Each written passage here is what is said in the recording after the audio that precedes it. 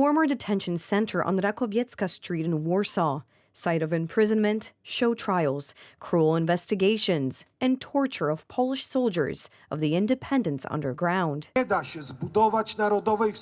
is impossible to build a national community. It is impossible to nurture the identity of Poles without experiencing history together, without reflection from history, without reference to the independence trend. And such an important part of the independence trend is the phenomenon of the cursed soldiers. In front of the Wall of Death, delegations laid wreaths. In front of this brick wall, the fourth main board of the Freedom and Independence Association was executed on March 1st, 1951, including the president, Lieutenant Colonel Łukasz Ciepliński. That's why today we celebrate this day to commemorate these events.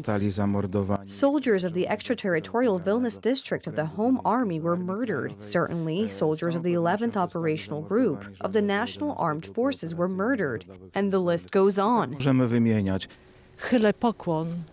I bow down to these people. That's why they were called cursed soldiers. I had a wonderful grandfather. Miałam wspaniałego dziadka.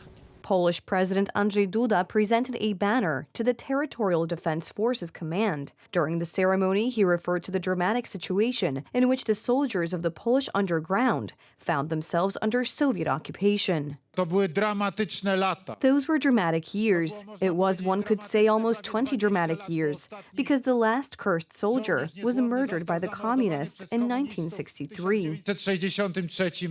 Deputy Prime Minister, Minister of National Defense, Władysław Kosiniak-Kamysz, along with Polish army commanders, laid wreaths at the Powązki Military Cemetery in the famous Eł quarters. They strived for a fully sovereign Polish state. We thank them for this. We pay tribute to them. The Eł quarters was one of the places where the communists in the Warsaw area secretly buried the victims of their crimes so that no one would know, so that they would be forgotten. The team led by Professor Krzysztof Szwagrzyk began exhumation work in 2012.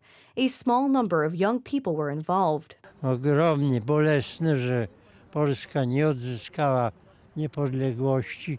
Immensely painful that Poland did not regain its independence.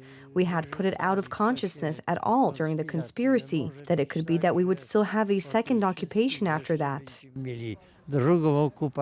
This year, it was noticeable, the dramatically low attendance of authorities and government delegations at the commemoration of the Day of Remembrance of the cursed soldiers. This attitude should not come as a surprise. The liberal leftist camp has never been interested in restoring the memory of the cursed soldiers and has even fought against it. Everyone wonders why this government, which is already so far from the communist era, has again cursed the soldiers, why it is ashamed of this tradition, why it is running away from it, why portraits of the cursed soldiers are being torn down in government buildings. The National Day of Remembrance of the Cursed Soldiers has been celebrated since 2011. It was initiated by the late Polish president and professor Lech Kaczyński. Łukasz Duda, TV Republika.